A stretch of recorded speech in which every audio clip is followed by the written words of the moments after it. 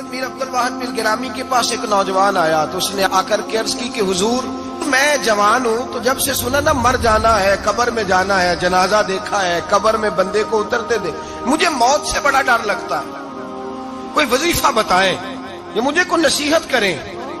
تو میر عبد الواحد بالگرامی رحمت اللہ علیہ فرمانے لگے بیٹے تیری جیب کس طرح کی ہے، پیسے کس طرح کے؟ کہنے لگا حضور بڑا کرم ہے اللہ کا، مالدار ہوں، خوشحال ہوں۔ آپ نے فرمایا ایک پروگرام، یہ نہیں اس کو نفسیاتی طور پہ مطمئن نہیں کیا، نہ آپ نے اسے کوئی وظیفہ بتایا، نہ ذہنی طور پر اسے کوئی لیکچر دیا، کہ فرمایا تیری مالی پوزیشن کس طرح کی ہے؟ کہنے لگا حضور میں الحمدللہ مالدار ہوں، اللہ نے مجھے نوازا ہوا ہے۔ آپ فرمانے لگے اس طرح کر، روزانہ کی بنیاد پہ صدقہ دینا شروع کر، اور فرض نماز کے ساتھ ساتھ روزانہ کی بنیاد پر چند نفل پڑھنے شروع کر، صدقہ روز دے، 10 روپے دے لیکن دینے روزانہ ہے، 15 روپے دے لیکن دینے روزانہ ہے، روزانہ کی بنیاد پر صدقہ کر۔ بچہ کہتا میں بھی حیران تھا کہ حضرت میں تو وظیفہ پوچھنے آیا تھا کہ موت سے ڈر لگتا ہے، انہوں نے مجھے صدقے پہ لگا دیا، نفل پہ لگا دیا، وہ تو کام میں کر رہا ہوں۔ خیر بزرگ تھے، وظیفہ پڑھنے لگا، صدقہ دینے لگا، اللہ اللہ کرنے لگا۔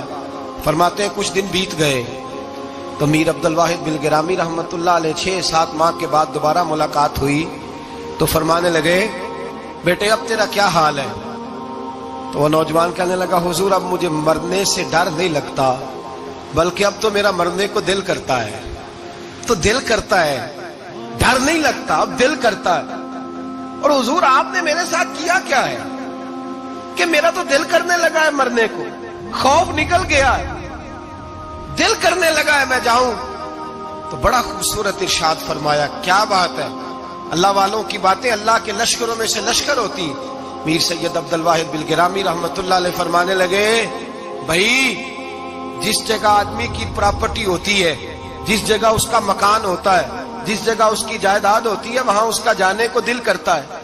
فرمایا اب تو نے صدقہ دے کے نفل پڑھ کے جنت میں اپنا مکان بک کرا لیا ہے، اب وہاں تیرا پلاٹ ہو گیا ہے، اب تیرا ڈر نہیں لگے گا، اب تیرا جنت میں جانے کو دل کرے گا، اب تیرا وہاں جانے کو جی چاہے گا جہاں آدمی کی زمین نہیں ہوتی، جگہ نہیں ہوتی، سر چھپانے کو مکان نہیں ہوتا۔ بھائی نبی کریم صلی اللہ علیہ وسلم کی بارگاہ میں حضرت عمر آئے، بخاری مسلم میں موجود، کہتے ہیں حضور اٹھے چارپائی سے تو نبی پاک کے کمر مبارک پر موٹے موٹے بان کے نشان تھے۔ عرض کی یا رسول اللہ صلی اللہ علیہ وسلم کیسر و کسرا تو اتنی موج میں ہے، یا رسول اللہ وہ تو اتنی موج کر رہے ہیں اور آپ اس تکلیف میں۔ تو محبوب نے فرمایا عمر کیا تم یہ پسند نہیں کرتے کہ وہ دنیا میں موج کر لے اور اللہ آخرت کی ساری عزتیں ہمیں ہی عطا فرما دے؟ فرمایا میں تمہاری دنیا سے کچھ لینے نہیں آیا، میں تو بطور مسافر یہاں وقت گزار کے پیغام الہی دینے آیا۔ تو میرے بھائی جب توحید باری تعالیٰ پر توجہ ہوتی ہے پھر دنیا کی لذتوں پہ دل نہیں لگتا، پھر انسان ساری محنت آخرت کے لیے کرتا، پھر اس کا خیال آخرت کی طرف رہتا ہے۔ اور میرے اعلیٰ حضرت فاضل و محدث بریلوی رحمت اللہ تعالیٰ علیہ فرماتے ہیں جب تیری توجہ توحید باری تعالیٰ کی طرف ہوتی ہے نا پھر تو اپنے آپ کو سنبھال کے نہیں رکھتا، پھر تو تیرا دل کرتا ہے میں جیوں بھی تو اللہ کے لیے، مروں بھی تو، بول کے بتائیے، جیوں بھی تو اور مروں بھی تو میری زندگی کا مقصد تیرے دین کی سرفرازی، میں اسی لیے مسلمان، میں اسی لیے نمازی۔ پھر دل کرتا ہے کہ جینا مرنا اللہ کے لیے ہو۔ پھر صحابہ حضور کی بارگاہ میں آ کے سفارشیں کرتے ہیں۔ حضرت ابو سعد خزیمہ، بڑی عجیب حدیث اور بڑا نرالا رنگ اس روایت کا، حضرت ابو سعد خزیمہ رضی اللہ تعالیٰ عنہ، ان کے بیٹے، ان کا نام سعد تھا، بیٹے بدر میں شہید ہو گئے۔ حضور نے احد کے لیے اعلان کیا تو حضرت خزیمہ آئے نبی پاک کی بارگاہ میں اور آ کے کھڑے ہوئے تو عرض کرنے لگے محبوبہ میں دعا کرانے آیا ہوں۔ صحابہ کہتے ہیں لبو لہجے میں اتنا حسن تھا، گفتگو میں اتنی مٹھاس تھی، اس کی بولی کے اندر اتنا پیار تھا کہ ہمارے دل مائل ہو گئے کہ یہ کیا کہنے آئے۔ حضرت خزیمہ عرض کرنے لگے یا رسول اللہ صلی اللہ علیہ وسلم میرا صاحبزادہ، میرے بیٹے محمد سعد وہ بدر میں شہید ہو گئے تھے، یا رسول اللہ میں شہادت سے رہ گیا تھا، حضور ہم دونوں باپ بیٹے کا ارادہ تھا جہاد میں آنے کا، ہم دونوں کا پروگرام تھا، وہ کہتا تھا میں جاؤں گا، میں کہتا تھا میں جاؤں گا۔ پھر ہم نے قرعہ اندازی کی تو قرہ میرے بیٹے کے نام نکلا، بیٹا میرا آیا بدر میں، پھر اللہ تبارک و تعالیٰ نے اسے شہادت عطا فرمائی، وہ شہید ہو گیا۔ یا رسول اللہ صلی اللہ علیہ وسلم، آپ نے کل اعلان فرمایا ہے کہ احد کے لیے جانا ہے، اور رات ہی کو میرا بیٹا مجھے خواب میں ملا ہے، اور میں نے دیکھا ہے وہ تو جنت کی نہروں کے قریب سیرے کر رہا ہے، اور مجھے کہہ رہے ابا جی جلدی آ جائیں، یہاں مل کے رہیں گے، مل کے وقت گزاریں گے۔ یا رسول اللہ صلی اللہ علیہ وسلم، میں بے چین ہو گیا ہوں اس کے پاس جانے کے لیے، دعا فرمائے اللہ مجھے بھی شہادت عطا فرما دے، اللہ مجھے بھی شہادت دے دے۔ صحابہ کہتے ہیں اس کی عجیب، اس کا دعا کرانے کا، ہم نے تو دیکھا تھا لوگ دعا کرانے آتے ہیں کوئی مصیبت کے لیے، کوئی پریشانی کے لیے، کوئی آزمائش کے لیے، کوئی بیماری کے لیے۔ یہ مصطفیٰ کریم کے صحابہ کا بارگاہ خداوندی پر اعتماد، توحید باری تعالیٰ پر نظر، کہ وہ کہتے ہیں ہم تو اللہ کے لیے جان دینے کی دعا کرانے آئے، دعا کریں اللہ ہمیں اپنے رستے میں شہادت کی موت دے۔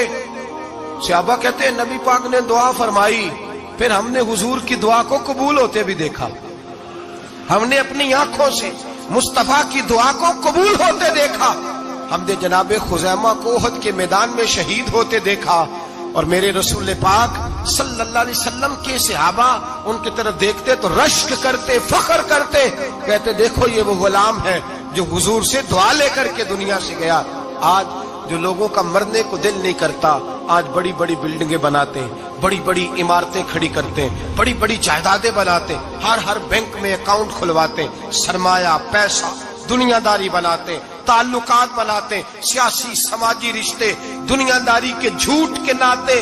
توحید باری تعالیٰ پر جب اعتماد ہوتا ہے تو انسان جس رشتے کو مضبوط کرنا چاہتا ہے وہ یا خدا کا رشتہ ہوتا ہے یا محمد مصطفیٰ کا رشتہ ہوتا ہے، باقی تو پھر اس کی توجہ ہٹ جاتی، باقی تو ہٹ جاتی ہے توجہ، پھر وہ یہ دیکھتا ہے کہ خدا رسول کے ساتھ رشتہ کس طرح مضبوط ہو سکتا ہے۔ میرے بھائی، توحید باری تعالیٰ اللہ کے رستے میں مرنے کا جذبہ دیتی ہے، راہ الہی میں نکلنے کا شوق پیدا کرتی ہے۔ اللہ تبارک و تعالیٰ کی توحید جب تو کامل طور پر مانتا ہے پھر تیرا آگے بڑھنے کو دل کرتا ہے۔ حضرت سیدنا انس بن مالک رضی اللہ تعالیٰ عنہ فرماتے ہیں، الترغیب والترہیب میں حدیث مبارکہ موجود ہے، فرماتے ہیں احد کے میدان میں یا اس کے علاوہ کوئی ایسا موقع تھا کہ ایک صحابی حضور کی بارگاہ میں آئے، عرض کرنے لگے یا رسول اللہ صلی اللہ علیہ وسلم، ایک تو میں غریب ہوں، دوسرا میری شکل صورت خوبصورت نہیں، تیسرا میرے وجود سے بدبو نکلتی ہے، کوئی میرے قریب نہیں بیٹھتا،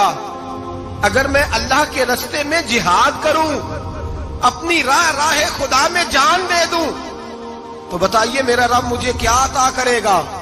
تو نبی پاک نے فرمایا اگر تو شہید ہو گیا تو سارے دروازے کھل جائیں گے جنت کے، سیدھا جنت میں جائے گا۔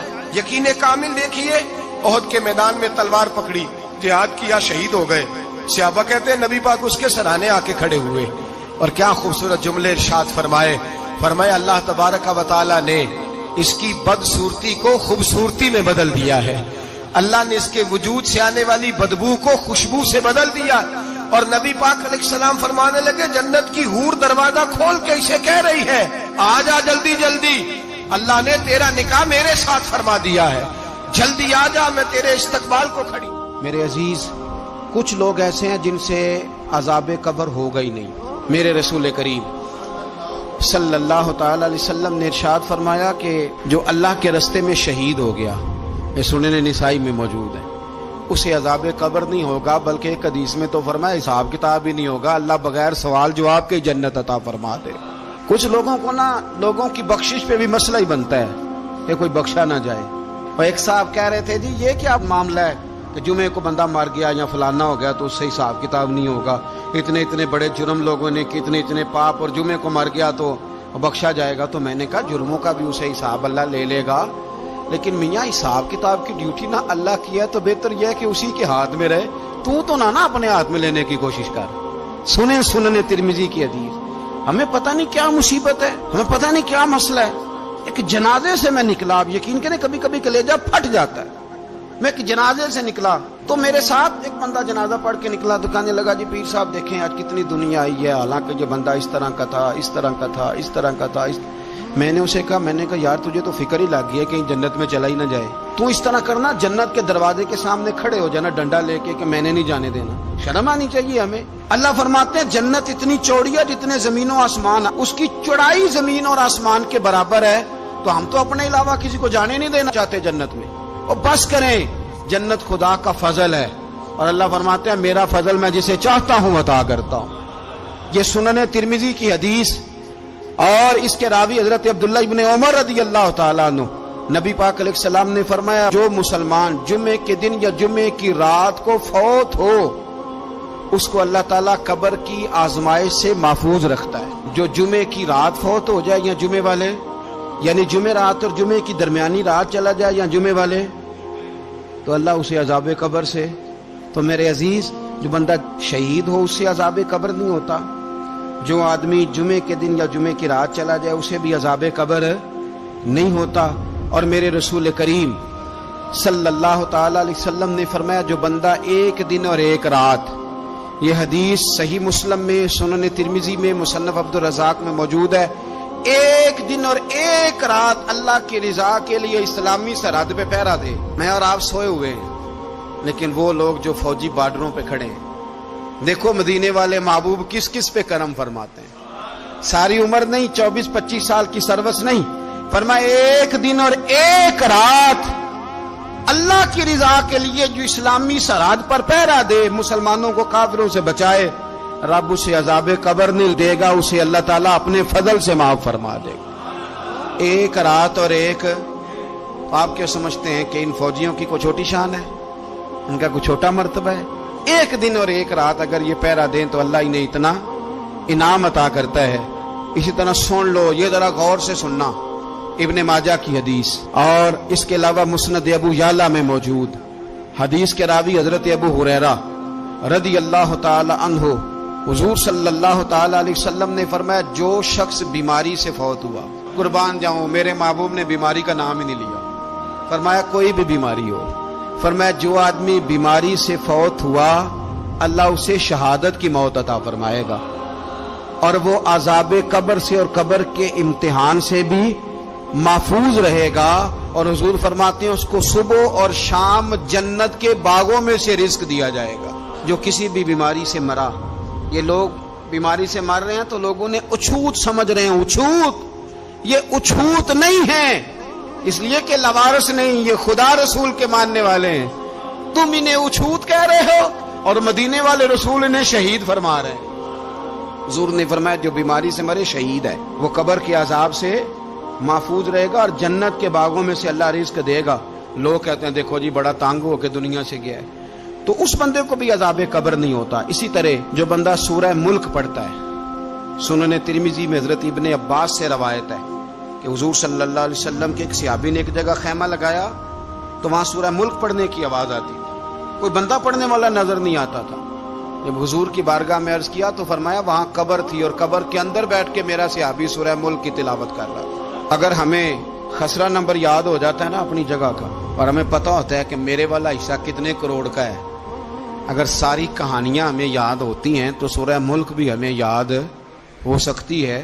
موبائل پہ اس کو ریکارڈ کر لیں، پھر اس کو سنیں کبھی بھی سورہ ملک میں. اور ہمارے سلسلہ عالیہ میں تو سورہ ملک وظیفہ ہے. ہمارے الوظیفۃ الکریمہ میں اعلیٰ حضرت نے لکھا ہے کہ رات کو سورہ ملک اور سورہ یاسین کے بغیر سونا نہیں. سورہ ملک اتنی شاندار صورت ہے کہ نبی پاک صلی اللہ علیہ وسلم نے فرمایا یہ قیامت کے دن اللہ کی بارگاہ میں ناز سے جھگڑا کرے گی اور کہے گی اے اللہ یا تو میرے پڑھنے والے کو جنت عطا فرما یا مجھے قرآن پاک سے علیحدہ کر دے.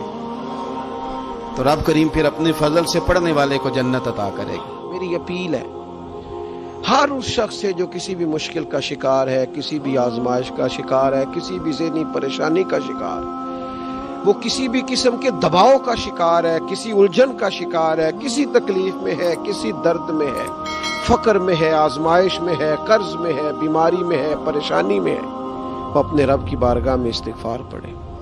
استغفر اللہ ربی من کل ذنب واتوب الیہ کثرت کرے، نہیں تو استغفر اللہ استغفر اللہ استغفر اللہ کثرت سے پڑھے.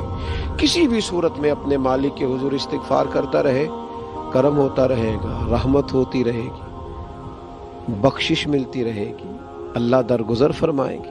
حضرت امام حسن سے آ کے وظیفہ پوچھا، اس شخص نے کہا حضور اولاد کوئی نہیں تو وظیفہ بتایا، تو آپ نے فرمایا استغفار پڑھا کر، کیا کر؟ اس نے کہا ٹھیک ہے۔ تو حضور پھر میں دوبارہ کب آؤں؟ تو امام حسن کہنے لگے بے اولاد ہے نا تو، استغفار کا وظیفہ بتایا نا؟ کہا ہاں۔ فرمانے لگے اب اس وقت آنا جب اللہ تجھے 10 بیٹے عطا کرے گا۔ کتنے؟ 2 4 نہیں، 10 ہی کہہ دیے۔ تو حضرت امیر معاویہ رضی اللہ تعالیٰ دیکھا، کہنے لگے حسن اتنا بڑا دعویٰ؟ آپ فرمانے لگے میں نے کہہ دیا نا تو اللہ فضل کرے گا۔ ہاں ہاں اللہ خیر کرے گا، خیر ہو جائے گی۔ وہ شخص کئی سالوں کے بعد آیا، کئی سالوں کے بعد، تو حضرت امیر معاویہ کو بھی ساتھ لایا، کہنے لگا حضور اللہ کے فضل سے اللہ نے 10 بیٹے عطا فرمائے، پورے 10 ہی اللہ نے دیے۔ تو حضرت امیر معاویہ کہنے لگے جناب بات تو آپ کی سچی ہو گئی، پر مجھے بھی بتائیے وظیفہ کہاں سے لیا؟ فرمانے لگے قرآن پاک سے، سورہ نوح کی 10 11 12 آیت پڑھو۔ اللہ فرماتے ہیں تم استغفار پڑھو، میں تمہاری بیٹوں سے بھی مدد کروں گا، مالوں سے بھی مدد کروں گا۔ تو میں نے استغفار بتائی تھی، اور قرآن میرے اللہ کا ہے، رب کا وعدہ جھوٹا ہو سکتا؟ فرمایا 10 بیٹے ملنے تھے، میں نے کہہ جو دیا تھا۔ وہ میرے بھائیوں یاد رکھیں، استغفار اللہ کی رحمت نازل کر۔ ایک ہوتا ہے خوف، ایک ہوتی ہے خشیت۔ خوف والے لوگ توبہ کرتے ہیں، خشیت والے استغفار کرتے ہیں۔ ایک ہوتا ہے خوف، ایک ہوتی ہے خشیت والے استغفار کرتے ہیں۔ نبی کریم علیہ السلام نے فرمایا میں دن میں 100 مرتبہ استغفار کرتا ہوں، دن میں۔ توبہ والا کہتا ہے کہ میں بھول گیا تھا، مجھے معافی مل جائے، اور خشیت والا کہتا ہے میرا یار ناراض نہ ہو جائے، وہ استغفار ہی کرتا رہتا ہے، وہ معافی مانگ۔ حضرت رومی نے مثال دی ہے، فرماتے ایک عورت تھی تو بھیک مانگا کرتی تھی، ایک دن بادشاہ کے دروازے پہ بھیک مانگنے گئی تو بادشاہ کو پسند آ گئی، اس نے نکاح کر لیا۔ 20 کنیزائیں اس بی بی کے پاس تھی خدمت کرنے کے لیے، روٹی دینے کے لیے، کپڑا دینے کے لیے، لیکن وہ ہر وقت روتی رہتی تھی، ہر وقت روتی۔ ایک سمجھدار کنیز کہنے لگی کہ ملکہ اب تیرا درجہ بہت بڑا ہے، تو ہر وقت روتی رہتی ہے، معافی مانگتی رہتی ہے ہر وقت، کون سی ایسی نعمت ہے جو تیرے پاس نہیں؟ تو وہ کہنے لگی اس لیے تو روتی ہوں۔ کیا مانا؟ کہنے لگی اس لیے روتی ہوں کہ میں اس قابل نہیں تھی جو مجھے مل گیا، کہیں میرے سر کا سائیں ناراض نہ ہو جائے، وہ کہیں بگڑ نہ جائے، مجھے پتا ہے کہ میں کیا تھی اور مجھے کہاں تک پہنچا دیا، میں روتی اس لیے ہوں کہ کبھی کہیں وہ ناراض۔ حضرت عمر اس لیے روتے تھے کہ کہیں مصطفیٰ ناراض نہ ہو جائے، حضرت ابو بکر اس لیے تڑپتے تھے کہ کہیں اللہ کا فضل روٹ نہ جائے۔ یہ جو مولا علی اپنے کمرے میں بیٹھ کے زور زور سے استغفار پڑھتے تو اس لیے نہیں کہ بڑے پاپ تھے جن کی معاذ اللہ معافی مانگتے تھے، اس لیے کہ رب رسول کہیں ناراض نہ ہو۔ خشیت تھی کہ جہاں ہم پہنچے ہوئے کہیں وہاں سے واپس۔ استغفار بندے کی اللہ سے صلح کرا دیتا ہے، بندے کی رب سے صلح ہو جاتی ہے جب استغفار۔ دیکھیں نا بڑی سادی سی بات ہے کہ 2 بھائی ناراض ہو تو بڑا کہتا ہے اس نے میری بے ادبی بڑی کی، تو چھوٹا اگر پاس آ جائے اور پیر پکڑ لے کہ چل یار معاف کر دے، تیرا بھائی نہیں، پتہ کیا